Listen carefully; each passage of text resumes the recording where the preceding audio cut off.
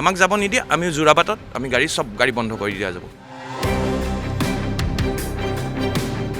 পৰ্যটক বাহিৰা পৰ্যটক খোৱা নাই আমি নি কিনে তাহাঁতক দিব লাগে, চামুচি দি খুৱাই দিব লাগিব আমি নি কিনে, তাহাঁতে তাৰমানে তাতে ঘূৰাব। অসমৰ বাণিজ্যিক বাহনৰ চালকসকললৈ এটা ডাঙৰ খবৰ, আৰু কেইদিনমান পিছত হয়তো আপোনালোকে যাত্ৰীসকলক লগত লৈ শ্বিলঙলৈ যাব নোৱাৰিব। অৰ্থাৎ শ্বিলঙৰ ISBTৰ পৰা আপোনালোকৰ যিসমূহ পেচেঞ্জাৰ তেওঁলোকক তাতেই নমাই দিব লাগিব আৰু আপোনালোক উভতি আহিব লাগিব।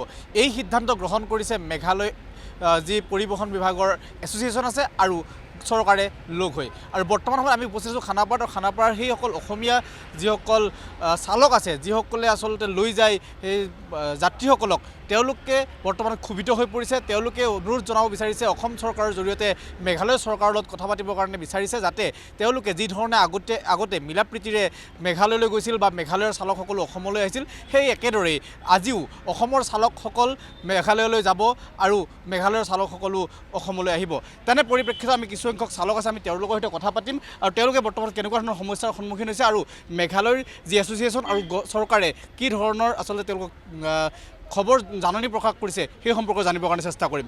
পোনপ্ৰথমে মই আপোনাৰ সৈতে কথা পাতিম, যিহেতু মেঘালয়ৰ যি পৰিবহণ এছ'চিয়েশ্যন আছে সেই এছ'চিয়েশ্যন আৰু চৰকাৰে লগ হৈ লৈ অসমৰ যিসকল বাণিজ্যিক বাহন আছে আৰু যিসকল চালক আছে তেওঁলোকক শ্বিলঙৰ ISBTৰ পৰা ভিতৰত প্ৰৱেশ কৰিব নিদিয়াৰ এটা সিদ্ধান্ত ল'ব গৈ আছে। এই ক্ষেত্ৰত কেনেকুৱা ধৰণৰ অসুবিধা হ'ব আৰু কি ক'ব বিচাৰিব? অসুবিধা মানে কি হ'ব, আপোনাৰ আমি এতিয়া লোকেল চাইট চিন বোলে আমি ঘূৰাব নোৱাৰিম। অসম গাড়ী হওক মেঘালয় গাড়ী হওক, টুৰিষ্ট আমিতো 3 ষ্টেট পাৰ্মিট দিছোঁ, গাড়ী টেক্স দিছোঁ, অসম চৰকাৰক দিছোঁ বা মেঘালয় চৰকাৰকে দিছোঁ, দি পেলাই আমি ঘূৰিব মানা কৰিছে আমাক। তেওঁলোকে লোকেল গাড়ী দিয়ে ঘূৰাব পাৰিব, ILP কাৰণে কিবা লাগি আছে তেওঁলোকে, সেইটো কাৰণে সেইটোতো আমিতো গাড়ীখন চলাইতো খাই আছোঁ। তেওঁলোকতো তাৰপৰা আহিছে, ইয়াতে আহিছে অসমত ধুনীয়াকৈ তেওঁলোকে গাড়ী চলাইছে, আমিতো কোনো দিগদাৰ কৰা নাই, কোনো এফেক্ট কৰা নাই, কোনো হুলস্থুল নাই। তাতে আমাৰ গাড়ী গৈ আছে বা বৰ্তমান তেওঁলোকে আহি আছে, ইয়াত আহি পেলাই ধুনীয়াকৈ মানুহ উঠাই লৈ যায়, আমিতো কোনো একো কথাই কোৱা নাই, একো হেৰি নাই। এতিয়া অসম চৰকাৰ আৰু মেঘালয় চৰকাৰে কিবা ডিচিজন লয়, কিন্তু ডিচিজনটো ভালকৈ ল'লে হয়, কাৰণ কেলৈ তেওঁলোকে আমাৰ গাড়ী যদি সোমাব নিদিয়ে আমি যোৰাবাটত আমাৰ গাড়ী, তেওঁলোকৰ গাড়ী ML গাড়ী এখনো আমি সোমাব দিয়া নাযাব।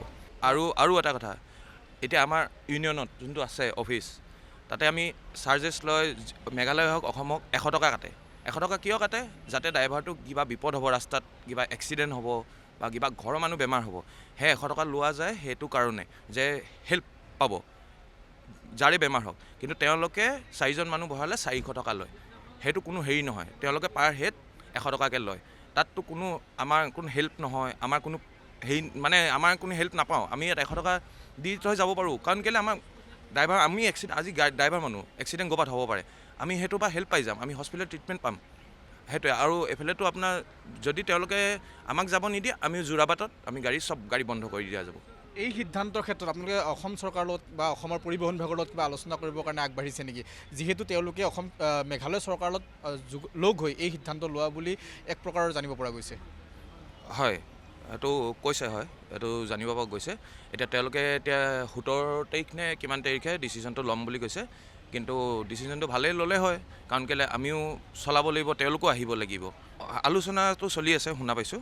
এতিয়া ক'বলৈনো কি আছে, এতিয়া তেওঁলোকে ভাল ডিচিশ্যনটো ল'লেই হৈ গ'ল। যেনেকৈ আমি এতিয়া অত বছৰৰ পৰা চলাই আছোঁ, তেওঁলোকক টেক্স দিছোঁ, আমি 3 ষ্টেট পাৰ্মিটৰ আমি তেওঁলোকক টেক্স দিছোঁ। এতিয়া টেক্স দিয়া বিনিময়ত আমি কি গাড়ী চলাব নোৱাৰিম? সেনেকৈ হ'লে আমি টেক্স নিদিয়া ঠিক আছে, তেনেকৈ হ'লে তেওঁলোকে কয় টেক্স ফুল কৰিবা, গাড়ী ডকুমেণ্ট অ'কে কৰিবা, তেনেকৈ হ'লেনো বিনা ডকুমেণ্টত আমি গাড়ী চলাই থাকিব পাৰোঁ, তেওঁলোকৰ গাড়ী ইয়াত আহিব পাৰে, এতিয়া আমাৰ গাড়ী কিয় যাব নোৱাৰিব? সেইটোতো কোনো ডিচিজন নহয় না। এতিয়া অসম চৰকাৰে ভাল ডিচিশ্যনটো ল'লেই হৈ গ'ল, কাৰণ আমিতো সেইখন চলাই আমি ঘৰ চলাই আছোঁ, নচলালে আমাৰ ঘৰ নচলে, গাড়ী EMI দিবলৈ আছে, ফিটনেছ দিবলৈ আছে, কিবা কিবি দিবলৈ আছে, সেইটো অসম চৰকাৰে এইটো বুজি পাব লাগিব। এইটো কিবা আলোচনা চলি আছে বুলি কৈছে। সেইটো যদিহে এই সিদ্ধান্তটো সঁচাকৈয়ে হৈ যায়, যদিহে অসমৰ ড্ৰাইভাৰসকল যদি যাব নোৱাৰে, তেতিয়া এক প্ৰকাৰ দুয়োখন ৰাজ্যৰ ড্ৰাইভাৰসকলৰ মাজত সংঘাতৰ সৃষ্টি হ'ব নেকি? এইটো হ'বও পাৰে, সেইটো নহয় বুলি নকয়, সেইটো হ'বও পাৰে। আমিতো কাৰণ কেলৈ তেওঁলোকে যেতিয়া যাব নিদিয়ে আমিতো বন্ধ কৰি দিম, তেওঁলোকৰ এইফালৰ পৰা একো গাড়ী আমি যাব নিদিম। তেলৰ গাড়ী হওক, কিবা চাউলৰ গাড়ী হওক, এনি চব্জি হওক, আমিতো টোল গেটতে বন্ধ কৰি দিম, কাৰণ টোল গেট তেওঁলোকৰ পাৰ হোৱাৰ পাছত সেইটো মেঘালয় পৰে, আমি টোল গেটত সব গাড়ী বন্ধ কৰি দিয়া যাব। আমি সেইবিলাক আমাক যাব নিদিলে আমি একো গাড়ী যাব নিদিওঁ, অল টোটেল গাড়ী বন্ধ। মেঘালয় যিখন মানে আপোনাৰ এছ'চিয়েশ্যন আছে, তেওঁলোকে মানে গভৰ্ণমেণ্টক, মানে মেঘালয় গভৰ্ণমেণ্টক মানে মেমৰেণ্ডাম এখন দিছিল, যদি সেইটো ইমপ্লিমেণ্ট হয় তেতিয়াহ'লে কিন্তু যথেষ্টখিনি আমাৰ সমস্যা হ'ব আৰু সেই সমস্যাটো নহওক। আৰু মই এটা কথা বিচাৰোঁ গভৰ্ণমেণ্টৰ ফালৰ আমাৰ অসম গভৰ্ণমেণ্টৰ ফালৰ পৰা আমাক অলপমান মানে ছাপৰ্ট লাগে। আমাক ছাপৰ্ট তেনেকুৱা নাই। যিখিনি আমি কৰিব লাগাখিনি আমি নিজে কৰিছোঁ। যিহেতু আমাৰ নিবনুৱা যুৱ বহুতখিনি আছে অসমত আৰু চাকৰি নাপাই পেলাই বহুতে মানে এই পথটো বাছি লৈছে গাড়ী চলাই পেলাই মানে চলিব পৰা। আৰু যদি তাৰে মাজতে যদি এনেকুৱাকৈ যদি বিপদৰ সন্মুখীন হ'ব লাগে তেতিয়াহ'লে যথেষ্টখিনি প্ৰব্লেম হ'ব। কিয়নো আমি আজি বহুত বছৰৰ পৰা চলি আহি আছোঁ। যদি তেওঁলোকে তেনেকুৱা ধৰণৰ গভৰ্ণমেণ্টে যদি ইমপ্লিমেণ্ট কৰি দিয়ে বা যদি আইন আনি দিয়ে যে আমি চেৰাপুঞ্জী যাব নোৱাৰোঁ, তেতিয়াহ'লে আমিও তেনেকুৱা ধৰণৰ কিবা এটা মানে পথ ল'ব লাগিব। তেওঁলোকক হয়তো আমি আহিব দিব নোৱাৰিব পাৰোঁ। আমি আধা ৰাস্তা তেওঁলোকক ৰখাই দিব লাগিব। কাৰণ কিয় যদি আমাক তেনেকুৱা ৰখাই থৈ দিয়ে আমি ৰখাই থৈ দিম। কাৰণ তেওঁলোকো আহি পেলাই চাইট চিন কৰে, কাজিৰঙা যায়, ক'ৰবাত যায়। আমি মানা নকৰোঁ তেওঁলোকক আহিব লাগে, তেওঁলোকক কৰিব লাগে চবখিনি। আমি যেনেকুৱা তাত যাওঁ তেওঁলোক আহক। কিন্তু যদি আমাক তেনেকুৱা ৰখাই থৈ দিয়ে তেতিয়াহ'লে আমিও তেনেকুৱা কিবা এটা পথ বাছি ল'ব লাগিব। কিন্তু মই সেই বিচাৰোঁ যে আমাৰ অসম গভৰ্ণমেণ্টে আমাক অকণমান ছাপৰ্ট দিয়ক এই কথাখিনি। কাৰণ তেওঁলোকক গভৰ্ণমেণ্টে কিন্তু যথেষ্ট ছাপৰ্ট কৰে। আমাকো তেনেকুৱা আমাক অসম গভৰ্ণমেণ্টে অলপ যদি ছাপৰ্ট কৰে এইখিনি কৰিলে ভাল হয় আৰু মানে সেইখিনি ক'ব বিচাৰিছোঁ মই। আপোনালোকক লিখিতভাৱে কিবা জনাইছে নেকি? নাই, তেনেকুৱা আমাক এতিয়া বৰ্তমান লিখিতভাৱে তেনেকুৱা জনোৱা নাই এতিয়ালৈকে। আমাৰ যোৱাকালি এটা মিটিং হৈ গ'ল অলৰেডি। কিন্তু মিটিঙত এতিয়া মানে কৈছে যদি তেওঁলোকে যদি ইমপ্লিমেণ্ট কৰি গভৰ্ণমেণ্টে যদি সেই বস্তুটো কৰে তেতিয়াহ'লে আমি কিবা এটা কাৰ্যকলাপ কৰিম। আৰু তাহাঁতৰ এছেছনৰ পৰা একো আমাক খাই খবৰ পোৱা নাই বৰ্তমান। 26-27 তাৰিখে তাহাঁতে কিবা এটা স্মটৰ প্ৰদান কৰিছে। সেইটো হাতক এতিয়া ডিক্লেয়াৰ দিয়া নাই বৰ্তমান। ডিক্লেয়াৰ দিলেতো আমাৰো অসম চৰকাৰৰ পৰা আমি এটা কিবা সিদ্ধান্ত কৰিব লাগিব, আমিও এটা ব্যৱস্থা ল'ব লাগিব।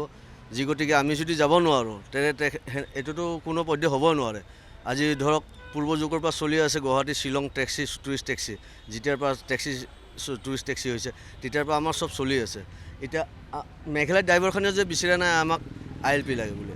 এতিয়া হাতে এটা মানে ছাত্ৰসন্থা আছে কেঁচুৱা, সেইটো ছাত্ৰসন্থাই তাৰমানে হাতক ডিমাণ্ড কৰিছে যে আমি এটা ILP বিচাৰিছে। হাতে এতিয়া আমাক তাৰমানে বাহিৰা পৰ্যটকখিনি আমি নি কিনে তাহাঁতক দিব লাগে, চামুচি দি খুৱাই দিব লাগিব আমি নি কিনে। তাহাঁতে তাৰমানে তাতে ঘূৰাব। আমি তেনেহ'লে আমাৰ 3 ষ্টেটৰ কোনো কামেই নাই।